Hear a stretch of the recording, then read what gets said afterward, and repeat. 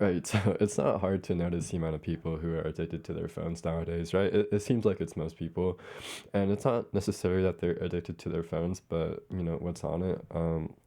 Social media, online shopping, online streaming, video games, pornography, all very addictive things that we have constant access to, and this has a variety of negative effects, of course, mental health, the ability to focus. It's pretty scary. But and yeah, I'm not special. I've been addicted to most of those things in some capacity at some point in my life.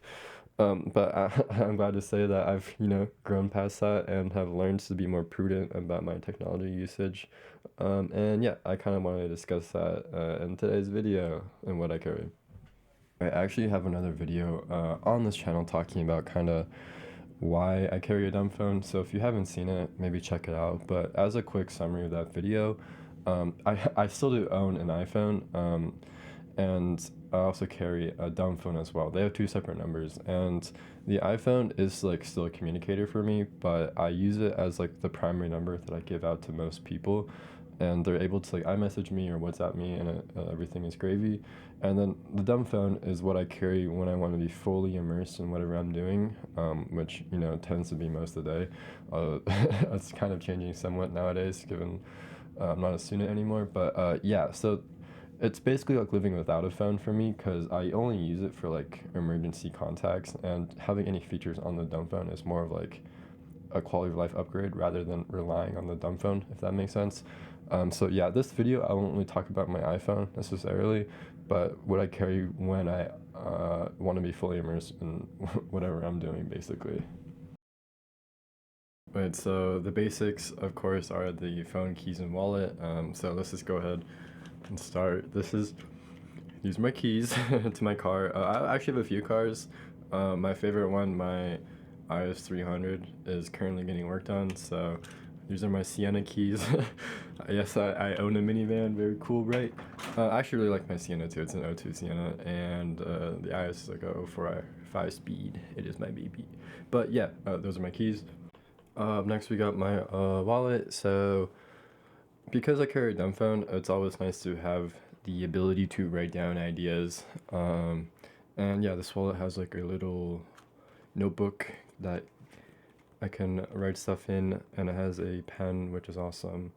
Of course, I got like my credit cards and debit card. This is like a page out of the Daily Stoic, and yeah. My climbing gym membership card, driver license. But yeah, so it's a pretty simple wallet. I really appreciate the ability to have like a notebook and pen on me at all times because it's come in really clutch for like saving ideas and stuff. So yeah, that's my wallet. So this is my phone. It's a 903 KC K-Tai. This is the only Japanese flip phone that'll work here in America with full signal compatibility. Um, there's also a 902 KC, which is I'm not as certain about, but I know the 903 works for sure. I've tested pretty much every dumb phone out there, and this one's my favorite that works fully in America. And if I could pick one, it'd probably be an F22 Pro, but unfortunately the bands don't fully work. I just kind of prefer like candy bar dumb phones versus flippy ones, but what can you do? This thing runs full Android. I mainly only use it for listening to audiobooks, and like podcasts and like meditation apps. And it's like my alarm clock in the morning, so I don't have to use my smartphone as an alarm clock. And I can still use like QR codes to turn off the alarm and stuff. Yeah, it runs full Android, so there's a lot of flexibility, but I don't really use it all too much outside those things. It says extras, but really these are pretty much part of my daily carry. The first is my watch. I'm really into watches. I've always been into watches. This is a Omega Speedmaster Reduced. I've had this thing for a few years now. I got it to celebrate reaching 400K, running a marathon, and turning 21. Probably more of like a once in a lifetime type purchase, but hey, I've always wanted one of these. I really like chronograph watches. Yeah, so this is kind of a dream come true. So thank you guys for supporting my channel.